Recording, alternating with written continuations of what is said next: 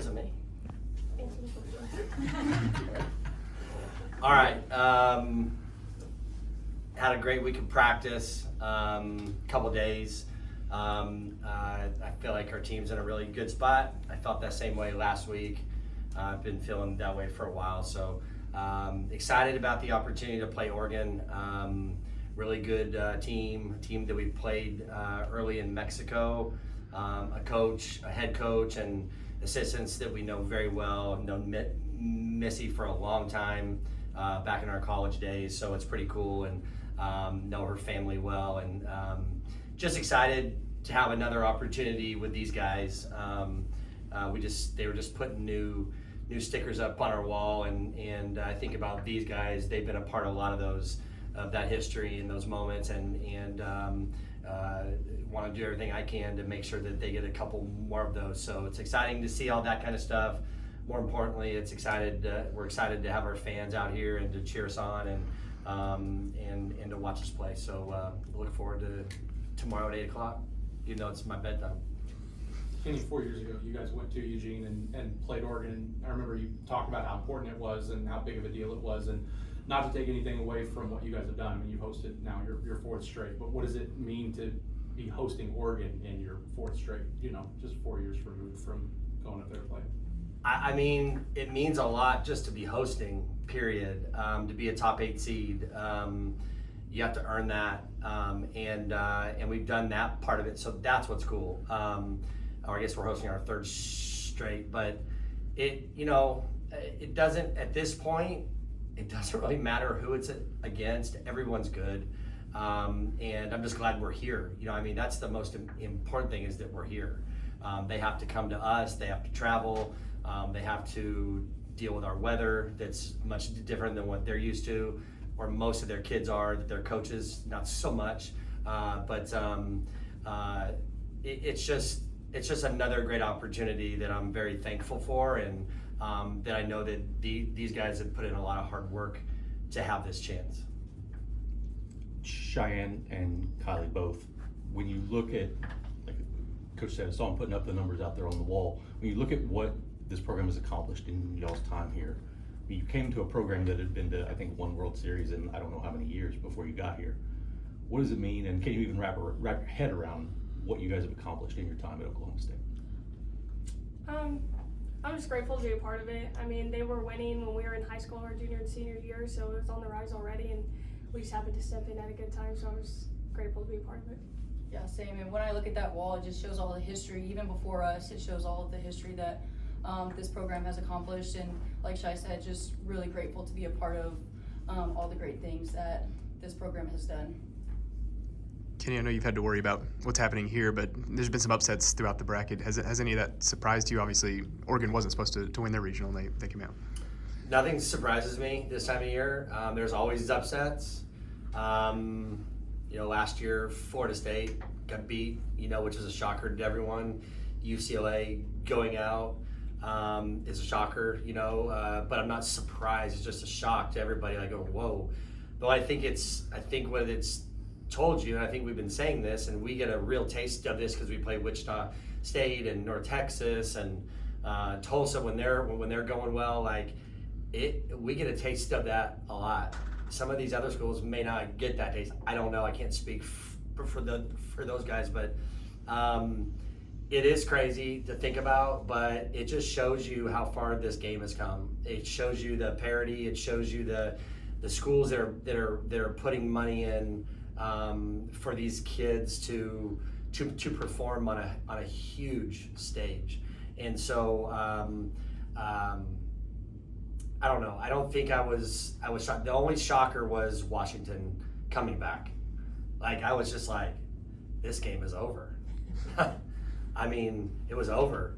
And it just goes to show you should never think like that, because if enough people believe and you can get enough breaks, things can really go your way. And obviously we got to watch that. So the only part of it that was hard to watch, that was hard, to watch. I had no skin in that. I felt for a lot of kids and a coaching staff that, probably felt like I felt. And just to watch that get ripped out was hard, but credit Washington and what Heather does. And all these schools do. It's amazing. Hey Kenny, last year when you guys went into regionals off the Big 12 championship game, playing great, your pitchers allowed 4 runs. This last weekend, they allowed 2.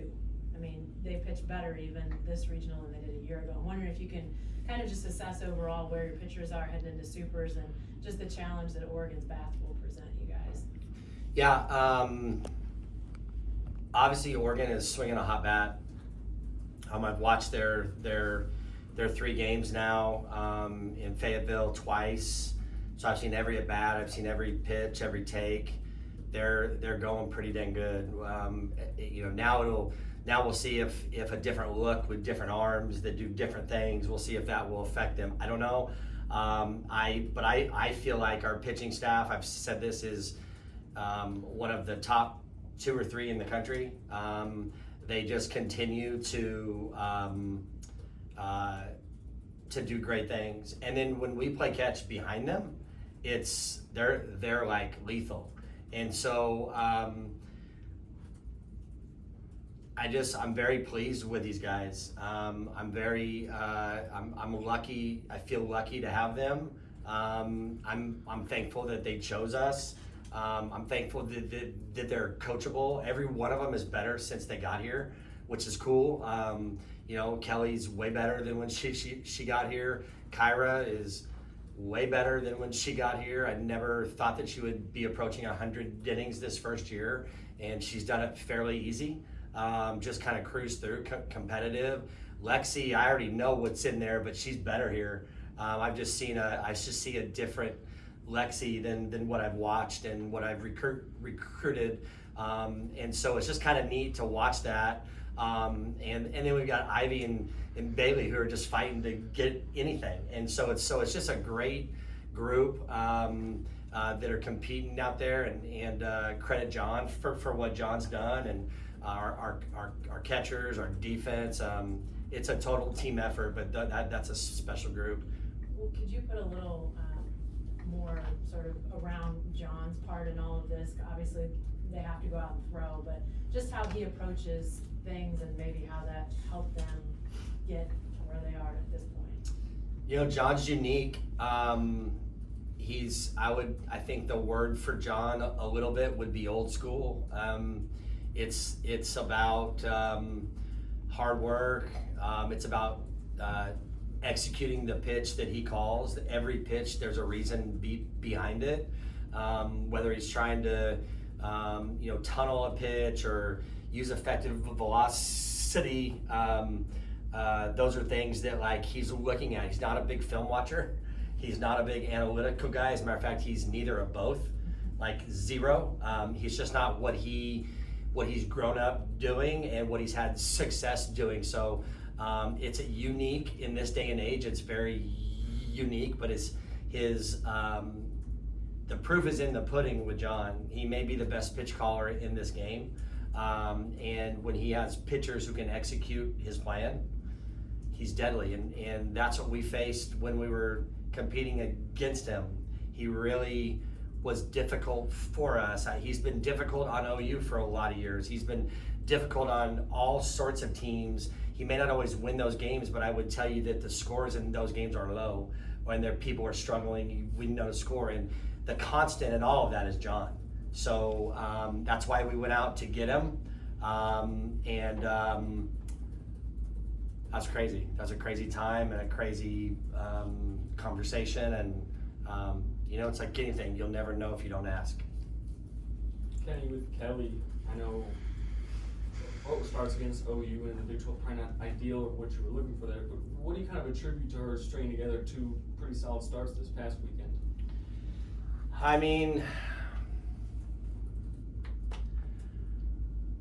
I mean, Kelly's probably had 3 or 4 bad starts in 2 years. That's what I would say. It's inevitable that things are gonna go the other way at times.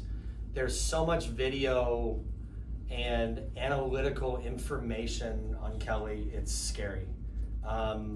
People are capturing stuff every time we go to a different park. They're capturing information, spin rate, velocity. We have a system called Synergy where like you could go on there like right now and there's probably 3,000 pitches that Kelly has thrown. If you don't think that that's a disadvantage, to her, you've lost your mind, right? Like you're just sitting there going, how do you fight this the other way? The other way. So I think Kelly deserves to get a break at times. You know what I mean? We've kind of ridden on her for a long time. We're now at a place where we can score runs and help her. I think for a quick moment, she lost a little bit of her, I'm the best in the country. And when you lose that, it's hard. You can ask both of these guys, you have to go up there, whether you're pitching or hitting, and thinking you're the best, toughest person in the world, or you're gonna get beat. And I think she lost that for a moment. And I think it was easy for a lot of us, to see. And it may have been a little bit of a shocker for all of us, to see, because she's pretty good about not showing any emotion. But what it showed me is that Kelly's human. And it showed me that her care factor for this team is crazy great. And when you hear somebody say, man, I just feel like I've let the team down, ooh, that'll get you. That'll make you think. And so I think we've just had really good conversations with Kelly. We've reminded her. I don't know if you guys heard the interview with Maddie Pinta on the SEC network when she referred to herself as Maddie Pinta. We've been reminding Kelly that she's Kelly Maxwell as well.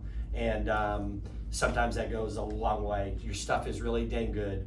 Pump it through the zone and let's see what happens. When this defense is clicking, it's as good as anybody. Let them play. You do your deal and we'll score you some runs. And I think she's feeling good about all that. I was just thinking out loud a little bit. When you've got 3,000 pitches cataloged, is it you're trying to adapt yourself, or you're trying to refine what you're good at? I think what it is you have to continue to trust what you do. You've got 3,000 pitches on there, and let's say she's given up like in the area of like 70 hits this year. Okay, which is not a lot. And last year it was probably like 85 hits. Okay, so there's like out of the 3,000, there's very few successes. And I think that's what you show her more than anything is, hey, here's maybe where they hit, where the location of the pitch was. Here's what happened, and see if there's any kind of trends there. Or is it just, hey, these are good hitters too, and they're going to make adjustments. So I think you just have to figure out in everyone's office what's important, what you think is important to Kelly, and then and show her that and let her adapt on that kind of stuff. But the bottom line is, on all those pitches, there's still very little success. So don't let that get into your head. And that's what I try to talk to John about too. I said, I know everybody's seen Kelly a lot. I get it, but she's pretty good. Like, let's just get her out there. Let's run the stuff and let's see what happens. Maybe we can't get her through OU 3 times, okay? Because they've seen her so much. Okay, well, we have Lexi and Kyra, and we'll just keep backing them up. And so I think that's the way we go about that, if that makes sense. Kenny, what made you believe that Talon could make the jump a year early, the way for you to approach her and offer that opportunity?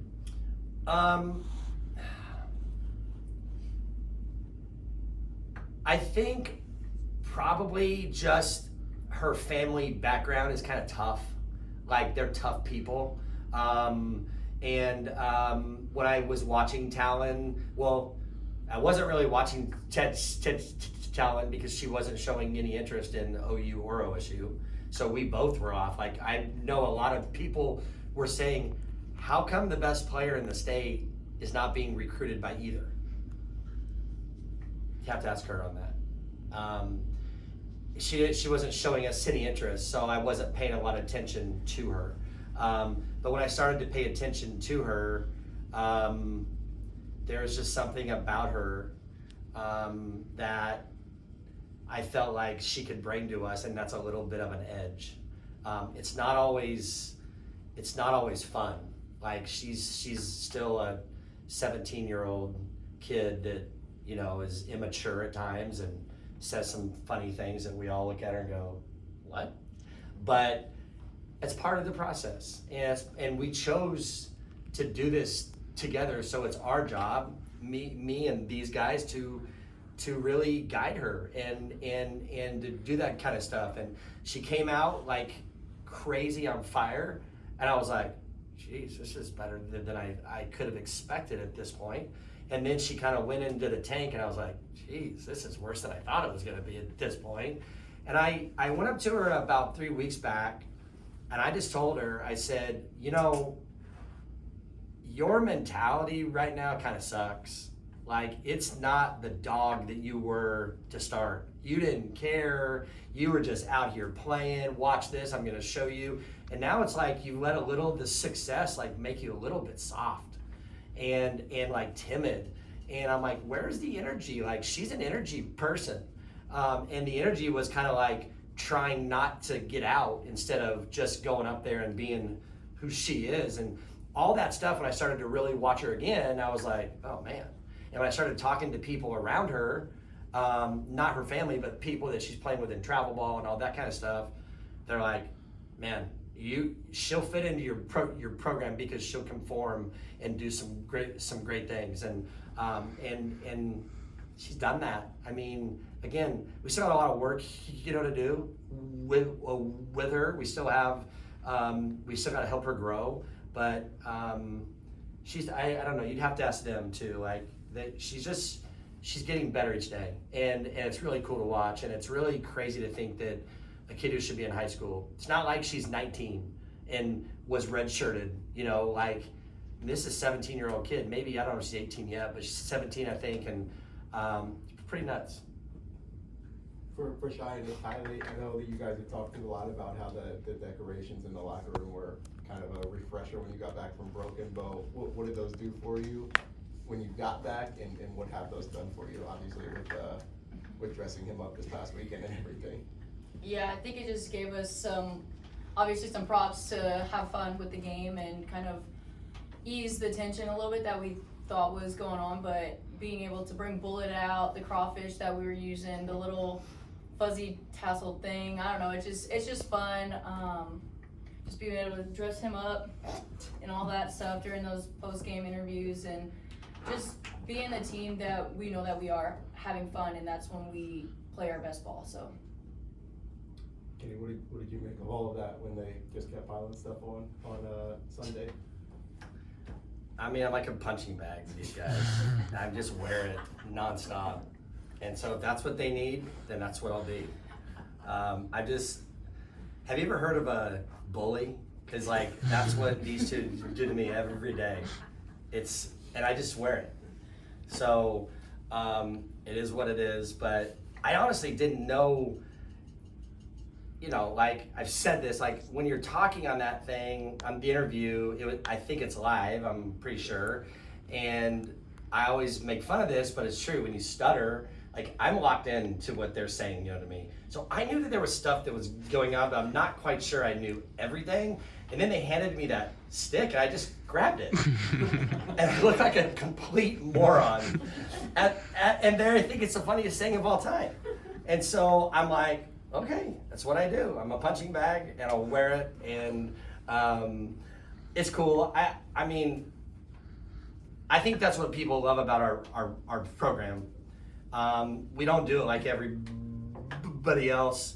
You know, Sam Chow started this whole edgy, tough mentality in Oregon, is where the bat flip happened. I know one of you guys asked me about Oregon, and that's where that happened. And it changed the trajectory of this program in one moment. And I know there's some people at times that probably look at us, you know, there's OSU fans that can't stand it. I get those emails. There's OSU fans that love it. I get those emails. And it is what it is. I'm not going to apologize for anything. as long as our administration is happy with the way we do things, then we're going to continue down that path. I would expect that if Chad or Reed or Jesse didn't like something, they would tell me. One of my biggest fans and our biggest fans is Dr. Shrum.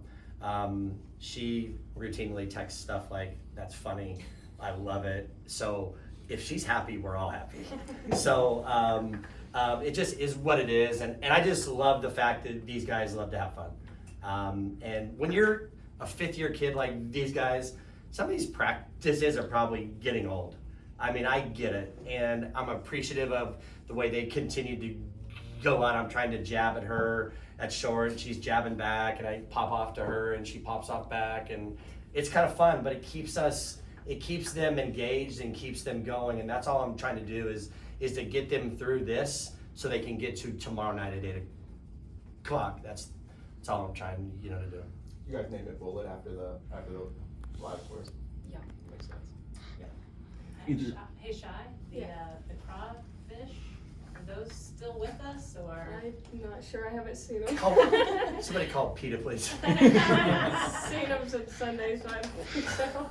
How did they get, was there a crawfish boil? Yeah, Did there they was. survive the boil? Is that the deal? No, one of our managers went up and got some, and it was on our locker room floor, actually. So then we put it in the Tupperware out in the dugout, and I There don't was know. a crawfish boil. Our tailgate group, one of our dads flew in 350 pounds of crawfish, and that tailgate trailer was going crazy. I tried to stay away. I was afraid. But I saw those in the dugout, and I was like, oh my gosh, if somebody sees this. And it's funny stuff. I'm not sure if they're alive or not. If they're not, we laid them. We know to rest the correct way. Either Shy or Kylie, what do either of y'all remember about the bat flip moment up in Oregon and kind of the jolt of energy that might have brought the program back then? I remember it actually. I was in the dugout. I think might have been on deck or in the hole or something because I was right there on those steps at Oregon.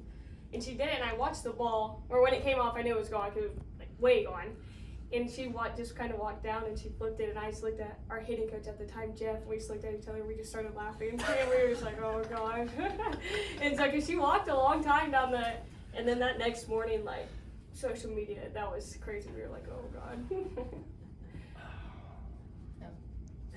That's fun.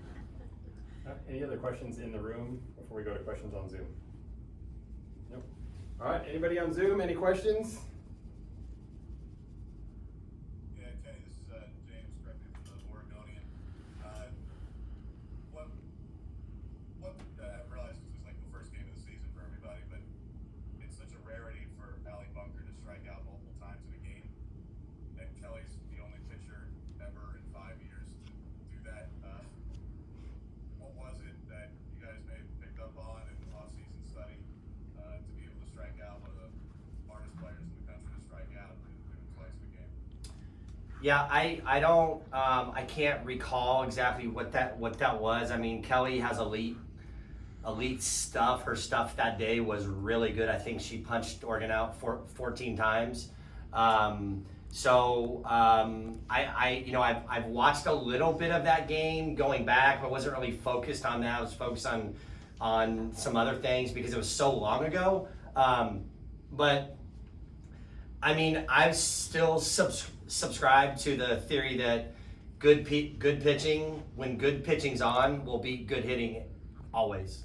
And Kelly was really good that day, maybe as good as she's pitched the whole year. I would also warn everybody that was, I don't know, our second or third game. Was it? First, it was our first game? First game. Oh crap. So first game, so like I think at that time of year, the pitching is gonna be ahead. And so I would just say that. I mean, we know how good she is.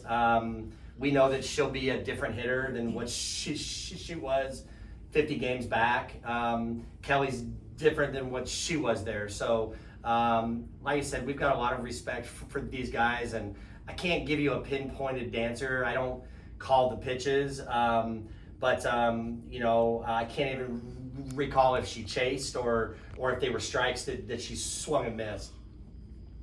And also, if you can speak to just the obviously long-standing dynamic that you have with Missy and what this matchup means to you as a coach, in facing her again, and what has made her successful when she was both at OU and also out here, where as a coach, as a strategist, and as somebody who helps in the preparation, where obviously you guys have a really potent lineup when she was an assistant at OU, but she's been able to hold a lot of the best hitters in the Pac-12 below their career averages, to say the least. So what does this matchup this weekend mean to you, and what makes Missy the coach that she is? Well, it means a lot to me. I don't enjoy coaching against friends because one of us is going to lose.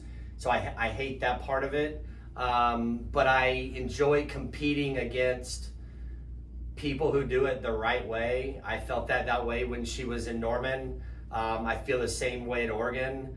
I knew she would get it turned around there after a rough first year when so much change happened. Pretty unfair to her, but I never heard her complain. I talked to her periodically.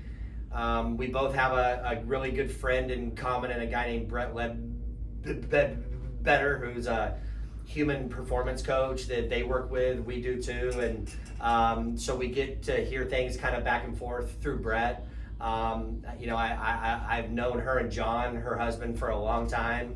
I tried to invite them over. I'm not sure if they'll come over or not, but I did. I told them, hey, just put the stuff down for a moment.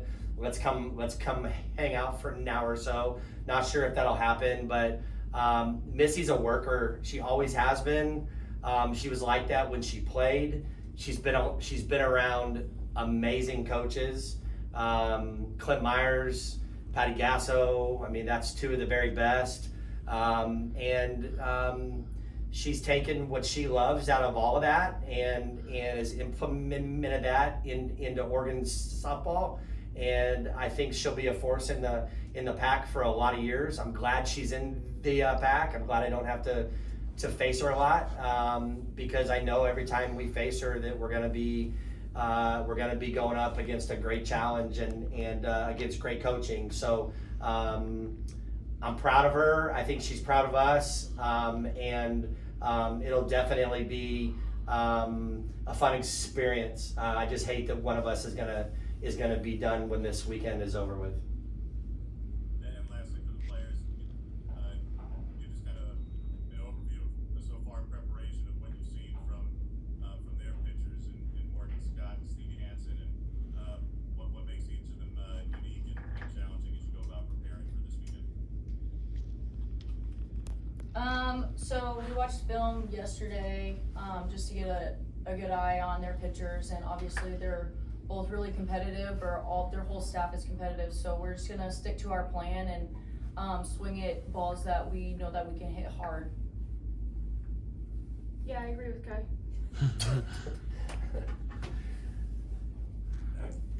Anything else from Zoom?